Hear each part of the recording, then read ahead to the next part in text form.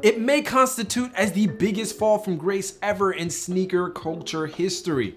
Adidas, or Adidas, depending on where you come from, once the lifestyle darling in street fashion, has now lost its way and serving up more L's than dubs. But can they get the magic back? I'm your boy Reggie Casual, and we're gonna try to answer just that, along with asking the question, what the hell happened to Adidas? Let's get it. When the first Ultra Boost released in February of 2015, the lifestyle world over knew the brand with 3 stripes was at the beginning of something special. A running shoe sold as a lifestyle sneaker that was comfortable as all hell while being extremely versatile. And for a time, it was good. It was fantastic even. The release of the shoe, coupled with the recent acquisition of Mr. Kanye West in 2013, put Adidas at the cusp of the street culture, something even Nike was just skirting with unofficially at the time. Adidas would eventually set itself apart as an outlier, picking up Pharrell Williams and Nigo of Bape fame in 2014. The style-centric philosophy was taking root under the Adidas Originals banner, with a lineup of designers both big and small, giving the brand a serious cachet of creative and unique talent. From the Farm Company collab to seasonal collections featuring Yosuke Aizawa of White Mountaineering fame, Adidas was showcasing it had the ear to the culture, which culminated with the release of the Consortium Tour in 2016, the likes of which brought on some of the most iconic renditions of their Ultra Boost models ever. Not to mention that Yeezy was in full swing, amassing a popularity that took the street fashion world by storm. And soon after, the Pharrell Human Race NMDs were released, busting down even more doors. And Adidas was sitting pretty until the unthinkable happened.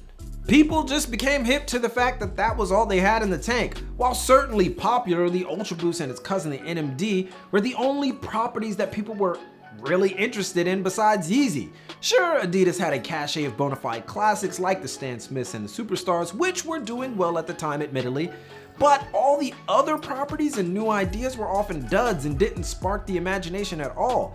Boost got shoehorned into classic sneakers and it started getting kind of crazy. It seemed Adidas was more in love with the technology than the thing that made the technology popular, the actual versatility of the shoe and the limited nature of the releases. So in an epic blunder, which still leaves sneakerheads scratching their heads to this day, they remodeled the Ultra Boost and brought out iteration after iteration until they were like, Jesus, we just have to go back to the beginning here, no?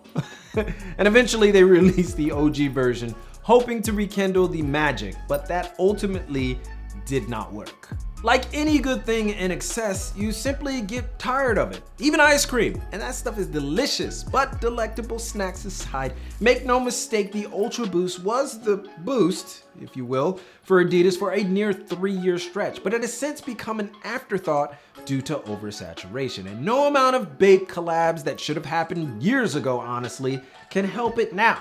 What heads would have said 2 years ago was one of the most anticipated collabs of the year are calling straight garbage in some small but vocal circles. Sure, they'll sell out, but certainly not with the same amount of fanfare.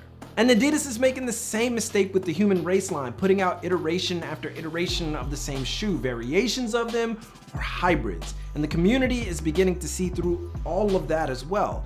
It's gotten so desperate for them that they even resorted to doing a Dragon Ball collab, which was a good idea on paper, but it looked like they were begging at that point, like, hey guys, you guys like Dragon Ball, right? I choose you, Pikachu. And we're like, yeah, that's like not the same thing, and it doesn't work that way. It's more like,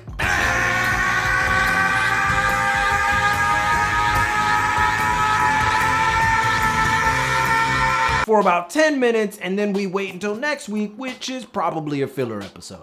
Basically, it was a mildly exciting release, but ultimately a whimsical attempt at connecting. It was as if all of a sudden 60-year-old shareholders were running the marketing department and had no idea how to connect with young whippersnappers or just the culture at large. And then the proverbial line in the sand was drawn. Nobody wanted any of the other sneakers. Nothing was even close to as effective as the Ultra Boost. The Derupt? No. Prefer? Nah. The rework of the EQT? Dope sneaker, but it didn't live up to the hype. Adidas lost its footing, no pun intended, by relying on a technology and a very effective silhouette too heavily, oversaturating it and forgetting that sometimes you have to limit supply, space out releases to foster excitement. And now the same thing will happen with Yeezy, although that was by design. So what do they have left? It seems the only way Adidas can right the ship at this point is to slow it down. Go back to the drawing board and make things special again. Return your retros to actual originals and refine them. Give us more exclusive designer sneakers that generate excitement and wonder like you did before. Create collections and develop collabs with individuals that we rarely hear about and promote the hell out of them. Have a stake in the street culture conversation like you started to have in 2013. We need that vigor back. Remember the Woodwood collab, sneakers and stuff, nice kicks, hype beasts, even hype beasts. This was your window. At one point you embraced street culture fully. Nike dollars be damned. You're not going to out Nike, and honestly no one can, but you can listen better than Nike.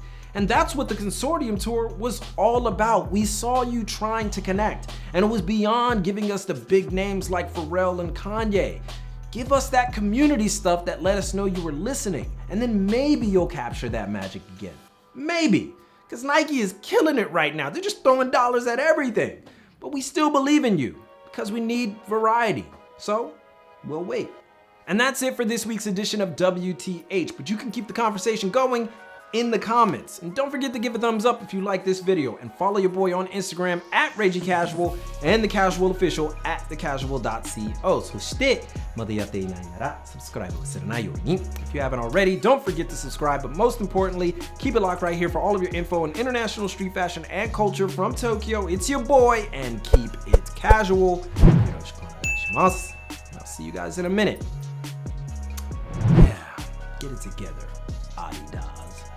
Hey everyone, thanks for watching. Don't forget to check out our website, thecasual.co, for our official channel merch and exclusive drops from brands here in Japan. And if you want to get some discounts and extra content, you can support us on Patreon. Just check out the links below so we can keep these lights on. Your support is much appreciated. Keep it locked, and as always, keep it casual.